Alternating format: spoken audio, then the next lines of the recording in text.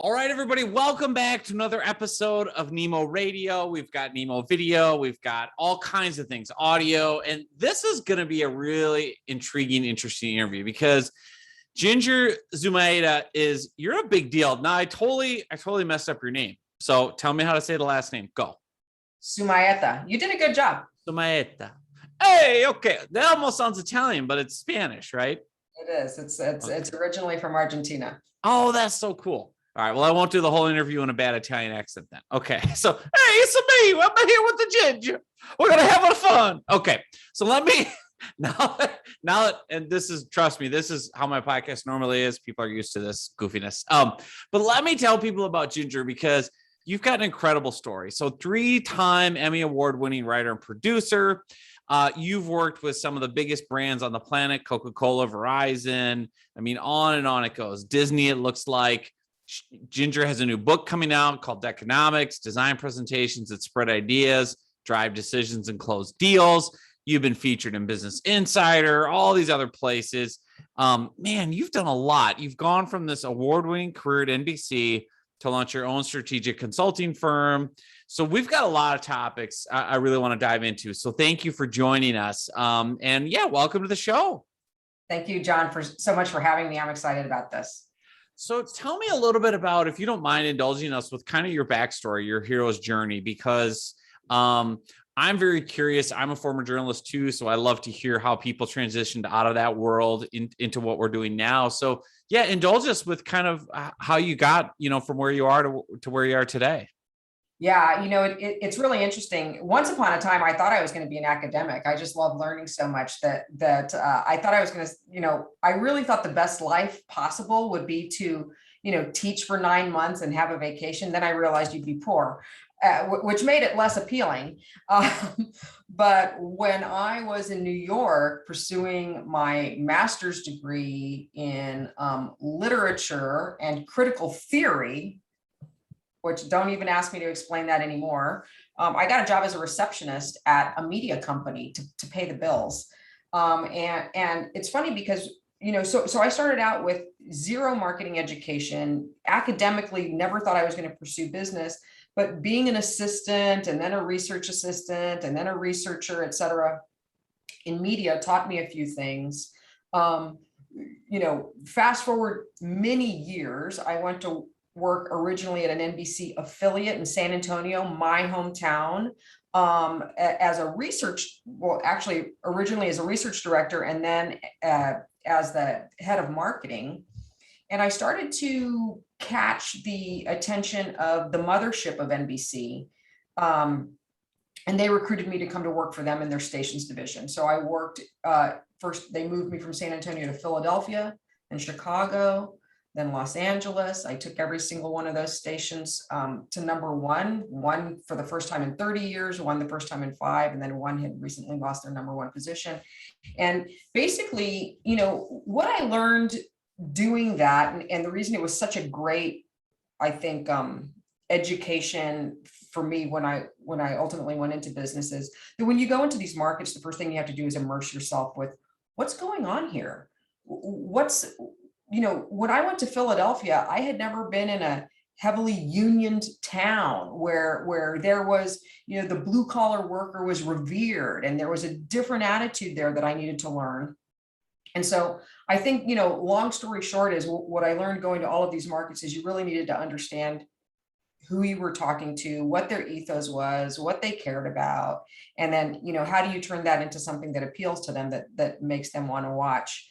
That led me, and I got to do a lot of fun things. Obviously at NBC, I won a few awards for some campaigns that I designed, and backed by phenomenal teams always. And then, what happened, this might sound familiar to you, is 2008 and 2009 happened, massive recession. Television at that point, up to that point was an ATM. I mean, it was a cash machine, especially in the stations division where we actually, made the bulk of the money. When what a lot of people don't realize is that when people start losing their jobs and going into debt, they stopped buying cars. Automotive is the number one advertiser in television. When automotive stops advertising because people aren't buying cars anymore, everything dries up. So I had to lay off my entire team in Los Angeles. And then I walked myself up to HR so I could be handed my own pink slip. It was the scariest thing that I think ever could have happened, because I had led a very charmed life and a charmed career in television up to that point. And thank God, honestly, thank God it happened. I would have never had the courage to do it myself. But getting that nudge out the door with a soft landing, I'd worked there long enough that I had a little bit of a runway.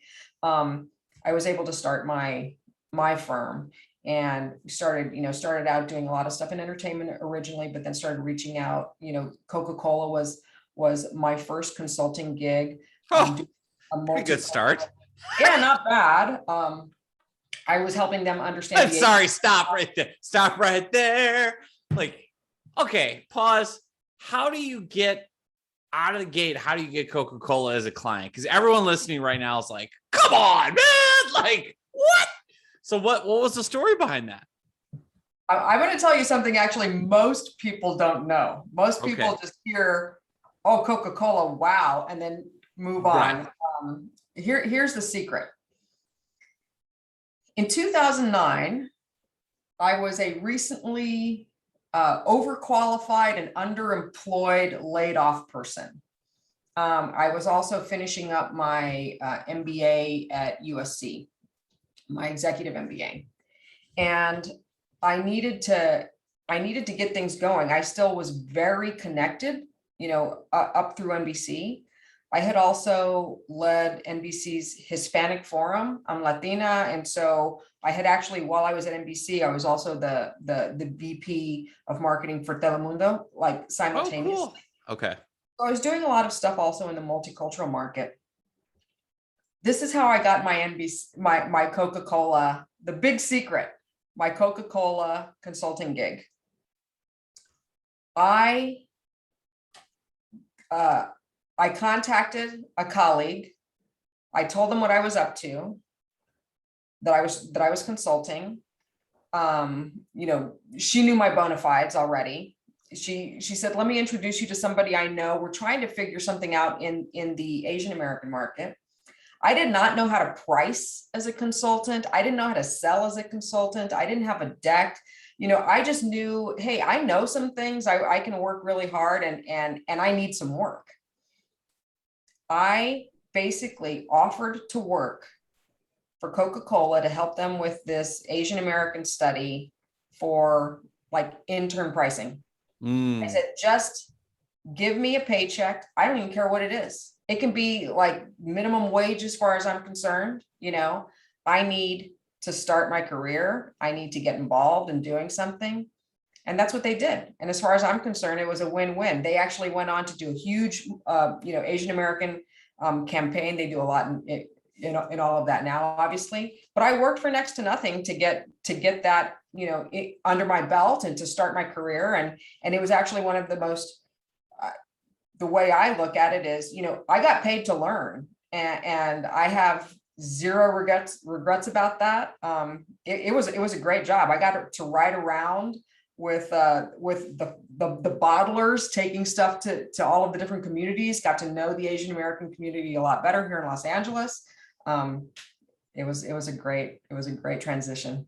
Thank you for sharing that. I think that's such a great mindset lesson for so many people, that you've got to take advantage of the opportunity and not look a gift horse in the mouth type thing, where you're also playing the long game there, Ginger. You're going, hey, if I can have Coca-Cola in my pocket as a client, that's going to make it that much easier to get Verizon and Disney, right? Because now you can go to them and go, hey, I've worked with Coca-Cola. Here's so-and-so over there you can talk to check me out.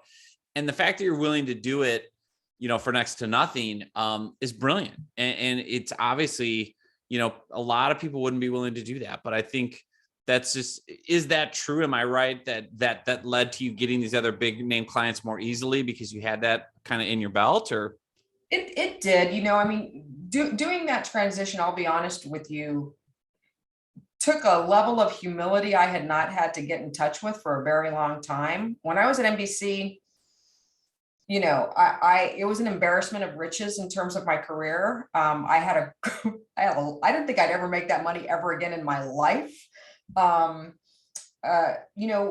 And so what I had to kind of get in touch with, but at the same time, and if you've been in media specifically, media is a weird little animal that, like, when you know it, you know a lot about it, but a lot of times you don't understand how business works outside of media. And business outside of media is very, very different.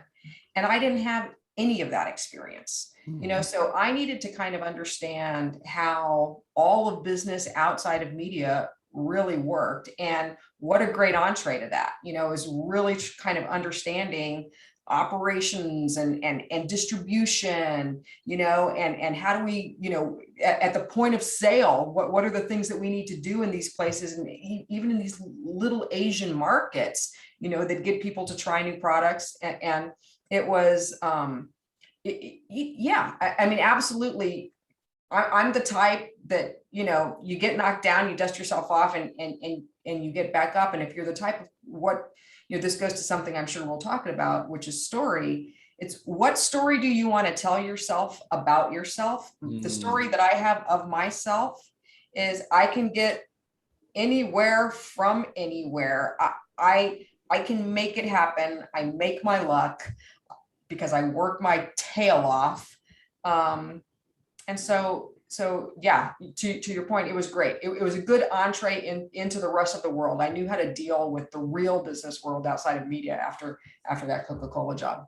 Yeah, and I love what you said too about getting paid to learn. And for me, transitioning out of working in the print journalism space, to talk about a place that really didn't have any, like a bright future, like transitioning out of that to becoming a consultant, first with PR and stuff like that. And it was like, I was willing to get paid to learn, right? And that's how you have to view it. Like, and also that mindset of, I'll figure it out.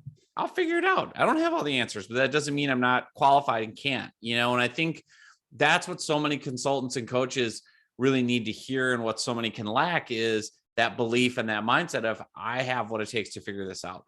It's not rocket science. So let me ask a couple more questions in this vein, because I know this is one of the core things that come up again and again with the coaches and consultants we work with, is two things. I guess step one is like, how do you get those high ticket clients? Obviously you said, you had a relationship, you're willing to work for peanuts, but larger, bigger scale, what's your best advice for someone that says, okay, I am successful, I've had a lot of smaller clients, I've kind of proven myself. How do I get those whales? Like, what do they want to see? How do I, get my foot in the door? What advice would you give to a consultant or a coach in that space? I think what a lot of people don't understand about whales is that there are so many doors into whales. So many. It's not one big door, There are so many doors into whales. There's little projects that are going on. There's upstart stuff. There's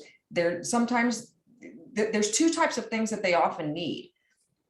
One is they need extra, they need thought partners, right? So they're looking for someone often from the outside world who understands things in a different way, who has deep expertise to kind of extend their, I always think of like the mastermind, to extend their mental model of what they're doing. So one thing is they need thinkers.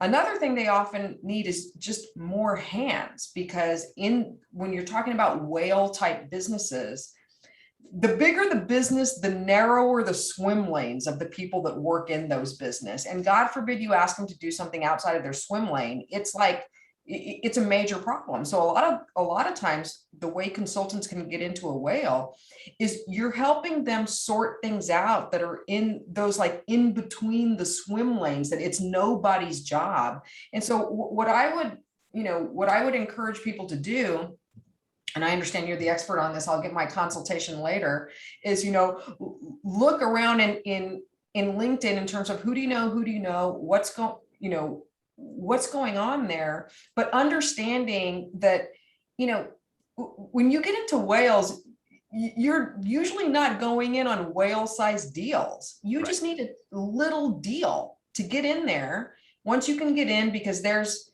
some obnoxious things about whales that have to do with the way they procure their vendors and getting insurance and a bunch of other things. But if you can get in, then usually now you're on the list where it's easy to hire you again, and you can start to grow from the inside.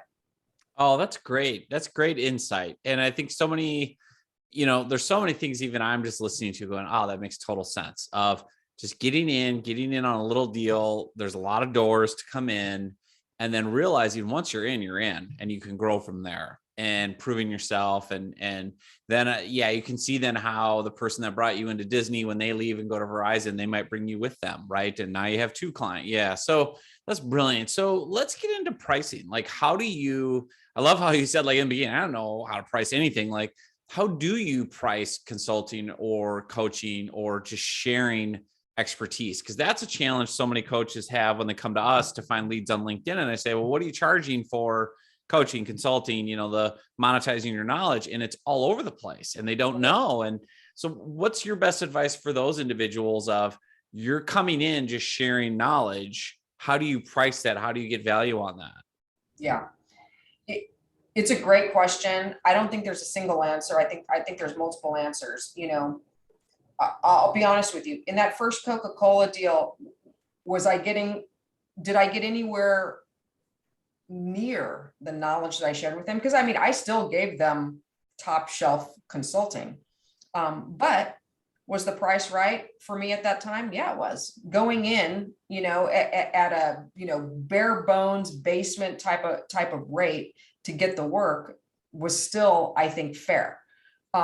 As I started to grow my practice, I played around with so many things, and I don't think I'm done playing around with things. Then I started to try to figure out, okay, well, what's the going rate?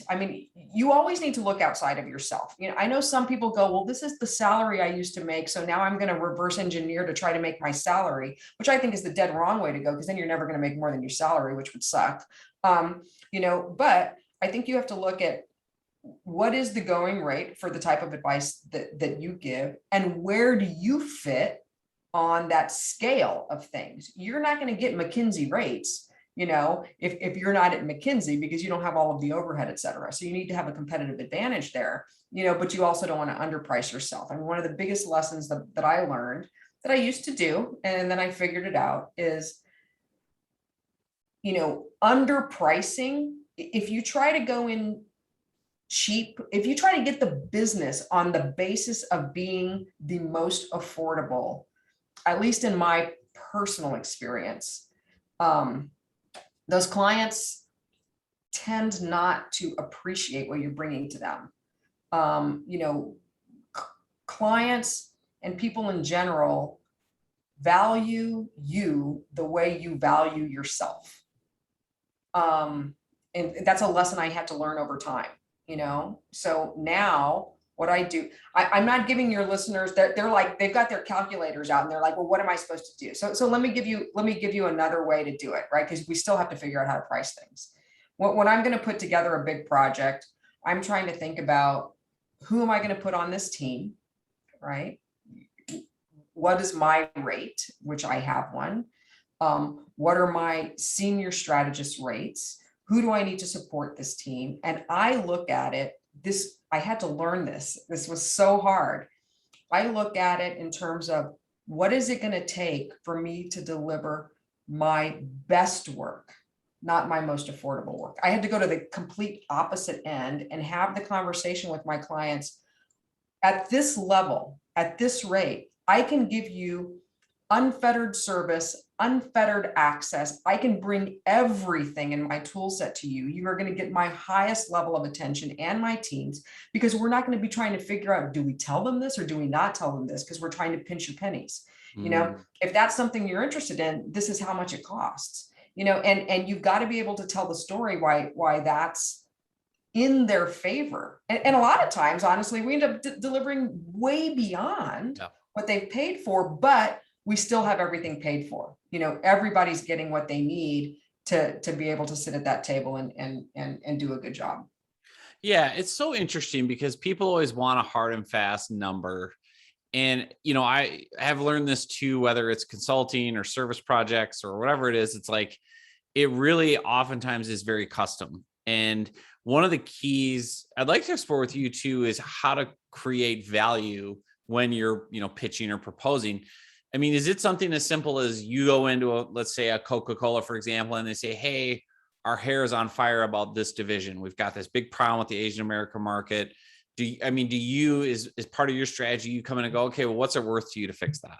How, what's it worth to you in terms of time, pain, money to fix that? And then do you price based on that? Or how do you kind of get in there to figure out what your value is going to be worth if you help them solve it?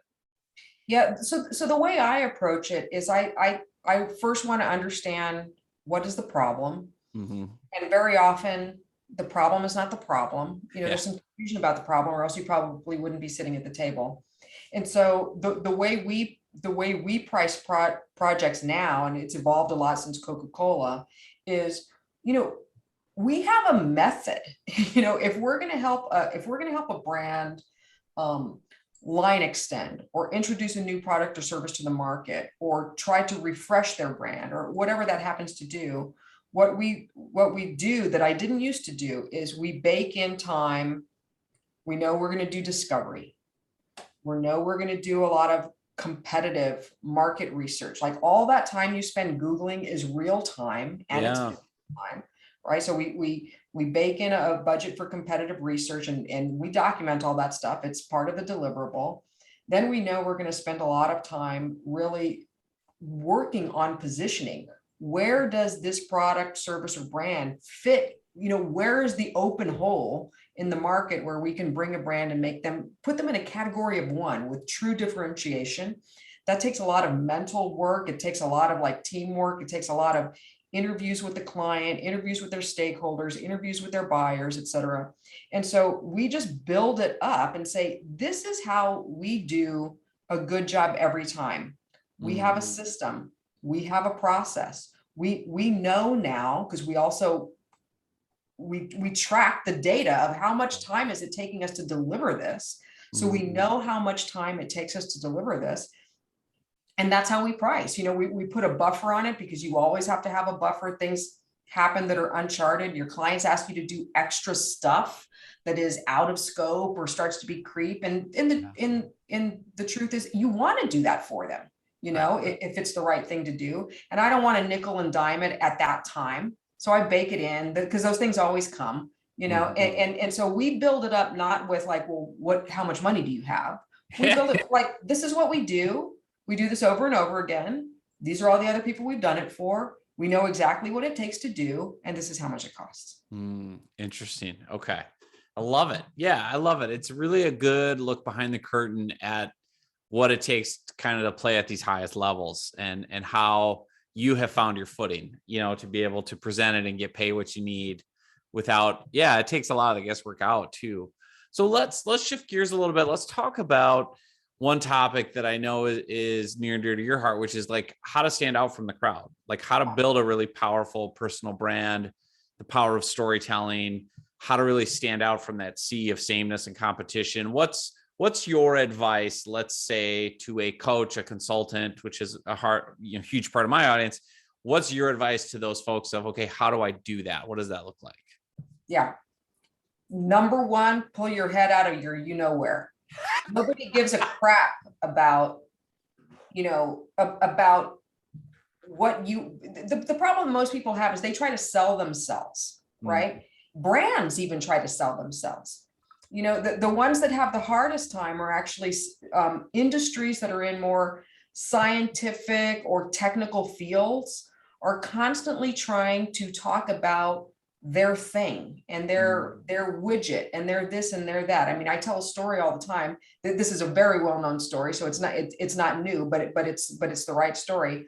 MP3 players existed for years before the iPod. And they were talking about how much storage it had and how many megabytes and all sorts of crap that I honestly don't understand. And then Steve Jobs pulled this little square out of his pocket and he said, 1,000 songs in your pocket. Yep. So what you have to differentiate to stand out from the crowd is you have to understand that what you're selling and what your client or your customer is buying are two different things. Right? You really have to understand that. And so if you can start out by understanding what is the customer buying? How are they getting it right now? I mean, we do a lot of competitive research, like who's selling it to them right now? Why are they going, to the folks that they're going for? What's actually missing from that? And so we do a lot of work on positioning because it's trying to figure out what is it that those folks, are trying to get.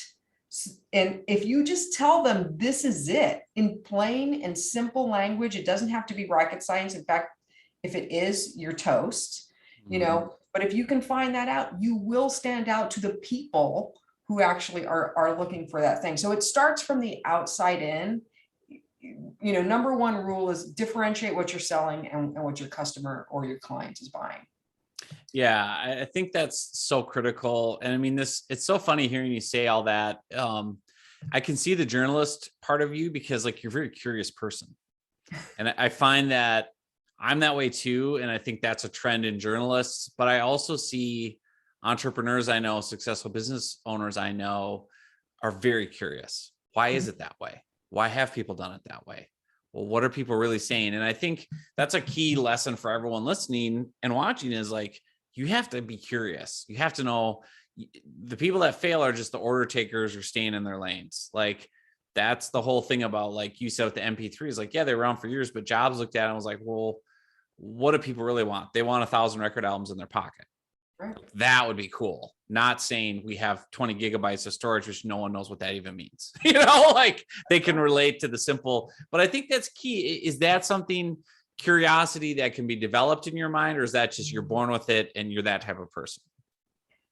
I wish I knew. I know I was born with it. I was very lucky. I mean, my parents, my father was insatiably curious, other little backstory. My father was an epileptic, so he couldn't work. My mom went to work, God bless her heart. I mean, she worked her ass off to give us a nice life, but my father was at home. And since he couldn't drive or leave, he read a lot and he shared a lot with me. And I started to see early on how valuable, putting yourself in the shoes of the other was. And so I think I'm not sure if I was born with it, but I think it can be developed. I mean, what I tell people, listen, I have a long-standing argument with folks who are like, want their Kindles and all of this stuff. I have a huge library. I have a lot of books and I have an unfettered budget for books, right? Why?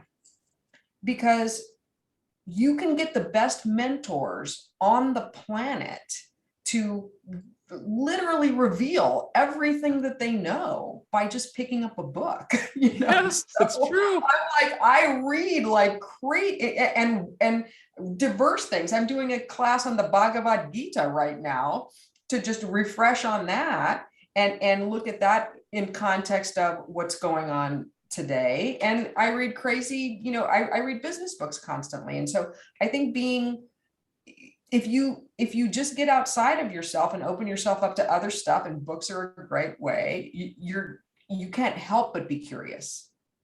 Yeah. And I think I grew up as a son of 2 English teachers. So we had floor to ceiling books. Like we had the huge old bookcases in the 80s. And like, I like reading digitally and audiobooks now, so I don't mind, but it's the same mentality where I can't help myself if I get on Audible. I'm like 5 books later. And so my mom used to go to the library and just have stacks of books every week. So like, I can't believe this is free. I can tell it's free. And it's interesting because I think that curiosity is key. And I think that mindset too of I'll figure it out, because there's nothing really new under the sun. We can figure it out. We just have to keep looking. One of the things I want to get into with you too, though, is are there elements that you put into your storytelling that are repeatable and scalable? So for example, you've told a good story, which is, hey, I was this successful, kind of started at the bottom, worked my way up to NBC corporate, won awards, really learned marketing. All of a sudden I got thrown out on my, had to pick myself up, dust myself off. I found my way in. Like, it's a very tangible story. And even the stories you're telling about your dad and the learning, like we can see you're a character. How do you teach that to clients or to people that say, okay, teach me how to do storytelling? What's your approach? Yeah. So, I mean, well, one, I actually have a workshop. So I work with a bunch of companies to teach them how to do storytelling, but I'll give you the cliff notes Yeah. right now, right? So all stories, I mean, first of all, everybody should read Joseph Campbell and understand the hero's journey, because that's just an obvious thing to do, right? But when you think of stories, and brands have stories too, there's some common ingredients, right? There's a main character, and it is not you, right? It is the customer or the client, right?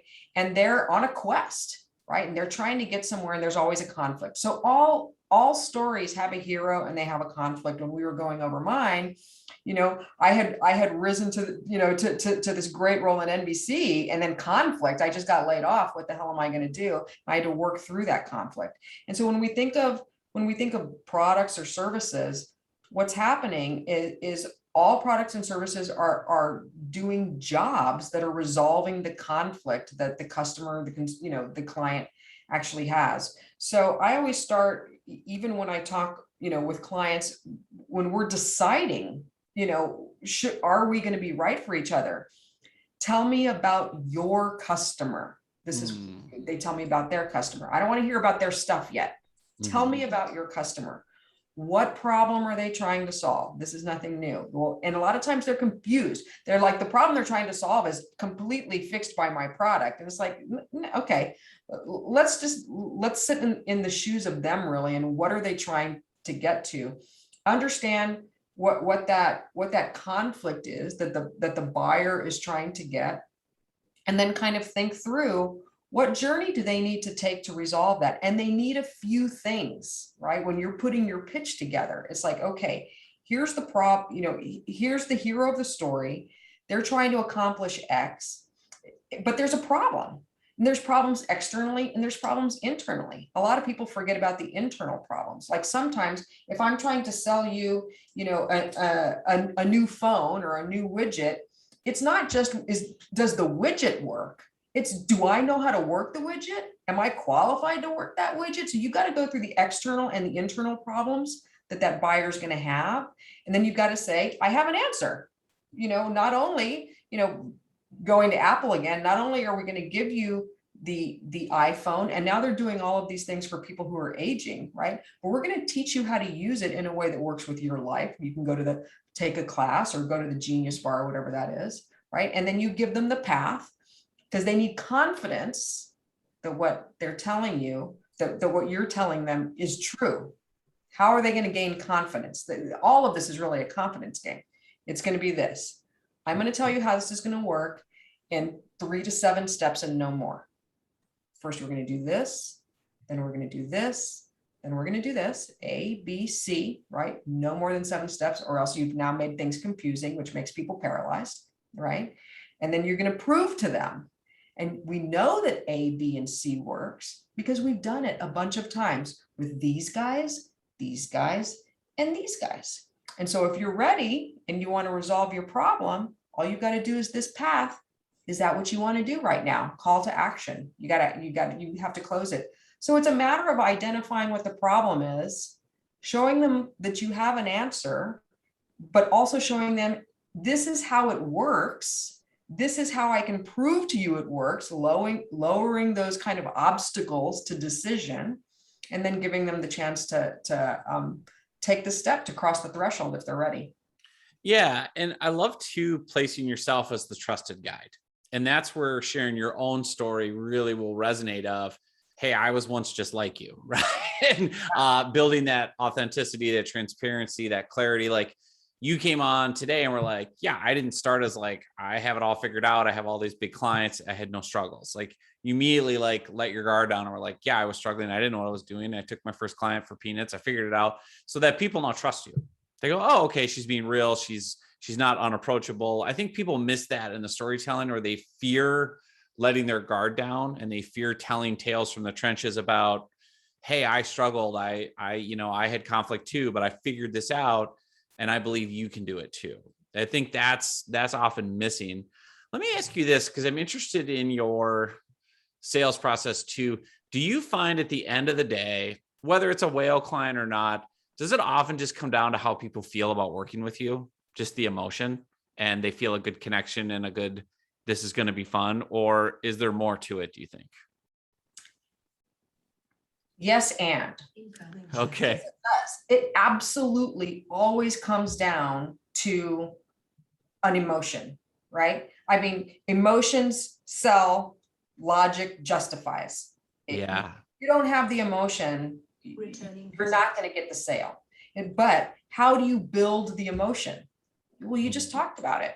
You know, you need to tell them, first of all, the reason I do so much in story is because stories have all sorts of things that they do in your brain chemically to help you create rapport. You know, the whole oxytocin in terms of like the cuddle gene helps when anyone tells a story, you literally, and this has been measured with brain scans, you create a mind meld. That person is with you. Once you create that mind meld, they are on a journey with you as you tell that story, and they are releasing oxytocin, and they are building rapport, you know, and affection basically for you. So that then when you say, and I'm not just toying with your emotions, I'm going to give you the logic now. This is exactly how we do it. You're going to be able to get through there. So what you were even saying about making yourself vulnerable, talking about a lot of times I'll talk about, like, let me just tell you when our consulting has gone wrong, so that we know, right? Because it doesn't work for everybody. If you don't have the ability to implement it, at the end, you're going to think that I didn't do my job. Yeah. You know, and so let's talk about your ability to actually implement the stuff that we're going to give you, because if you can't, I don't want to take your money. It's not going to be good for you, and it's not going to be good for me, right? Because we're both going to end up frustrated at the end. And so being real, getting rid of this reality distortion that exists today in social media and news, et cetera, and mind melding with somebody, it is what you have to do. You have to have both, but you're absolutely correct.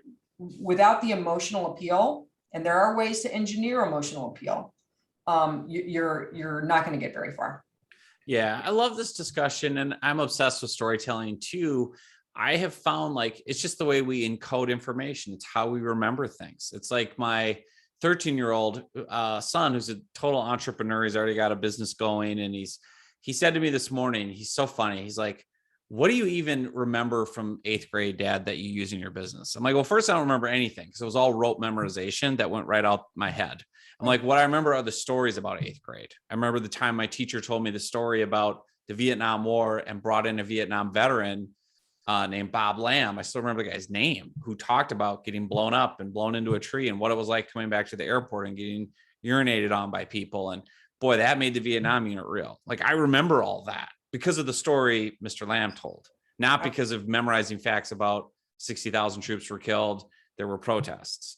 And it's like, even in school, like, you think about your best teachers, what were they? They were storytellers, or they created experiences. And I think so much gets lost when we're trying to do business with each other, when we're just spitting out facts and figures and numbers and promises, because people forget it all, or it's not emotional. And I think that's the hard part. I feel like, Ginger, a lot of people don't know how to do that. Like, but it's there. You have stories, right? Yeah. I mean, if for the folks that, you know, storytelling in business is very confused and confusing. Some people think it's a lot of, you know, hippy dippy kind of stuff. And even people that are practitioners of it sometimes confuse that and think that they're, you know, so it gets kind of crazy. But I think what you're doing, John, is absolutely right. Storytelling, if you don't want to figure out all the intricacies of storytelling, you can always just revert to a story, right? Because it has everything in it. It has all the elements. Yeah. You know, if you start a meeting with a story, you're going to put people in a frame to be able to understand what you're saying. If you're not great at stories, go one further. Simple metaphors, analogies, and proverbs, right? Yep. You know, really, really great in terms of helping people understand complex information. And one of the things that you said that's really important is when they get that, right? When people actually understand something, or they're with you on a story, they're actually able to remember it better. That act of having an emotion about it enables a memory. And what a lot of people don't understand is if you don't have an emotion, you can't make a decision. So those folks that are selling on logic, the reason they have such a hard time is they never actually made the person they're talking to feel anything. So if you can at least get them to feel something, you're going to put them in a place where they're better able to make a decision. Yeah. I could do this all day because it's so critical and it's so hard to master. But even one of the little frameworks I give people for like a case study or like what it was like, what happened, and what it's like now.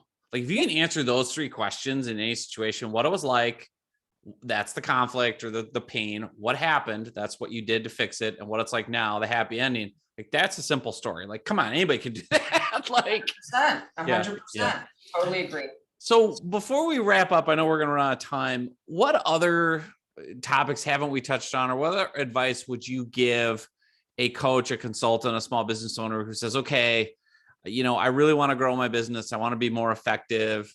Is there anything else that comes to mind for you around any of these topics that we're talking about? Yeah. I mean, for any coach or consultant or really anyone, I would spend some time writing your simple story. Great inspiration. I pull them out in my workshops when I'm teaching huge companies. They're like, oh my God, what is happening? I'll take out children's books because children's book, the lessons that you believe in today, many of them started in a children's book. And your parents used them to kind of help you, learn life lessons. If you go look at them, guess what you're going to find? Because I do a lot of work helping people do pitch decks and PowerPoints and sales decks, etc. What you're going to find is uncomplicated language, not a lot of it, a few words and images, because they let your mind take off. So what I actually have people do is write your story in a deck, write your little children's book of, I'll give you one right now. A lot of people have a hard time building good decks. The problem is that decks are the lingua franca of business. If you can't write a good deck, you're going to not get very far. And so how do you actually learn how to do that? Well, what we do is we take people through a process where they storyboard their deck. So they're writing their decks like a story. It's repeatable every single time. And then they know that they're going to be able to kind of deliver something that has impact and has emotion. And so what I would encourage everybody to do that is in business, and especially coaches and consultants, is write your little short story in a PowerPoint. Don't get hippy dippy about it. Just write, follow a sequence and storyboard what your story is, exactly what you said. Here's the current reality. Here's the problem. Here's how we solve that problem. Here's why what I'm saying is actually true. I'm going to prove to you with these case studies that we've solved this problem. And this is something that we can help you with. Would you like help? Get your elevator speech down, and it will free you in so many ways. Yeah, that's fantastic. Thank you so much, Ginger. So where should people go to find more about you online, how to work with you, how to learn from you, where to get the book? Give us all your links. All right. I'm going to give you the one Uber link because we've got some changes going on. We're actually going to do a little rebrand of ourselves in a few months. But if folks go to gingerzumaeta.com, GingerZumaeta.com, it's got links to the different places that you can reach me. I'm mostly on LinkedIn. I try to be on Twitter, but I'm not great at it. But you can hear about kind of like the storyboarding and the deck training, and you can learn more about Zumaeta Group there. So that's the place to start. And I'll obviously put all the links in the show notes too. I've got those. So thank you again, Ginger Zumaeta. You were amazing. So appreciate you coming on. John, thank you so much. It was a pleasure.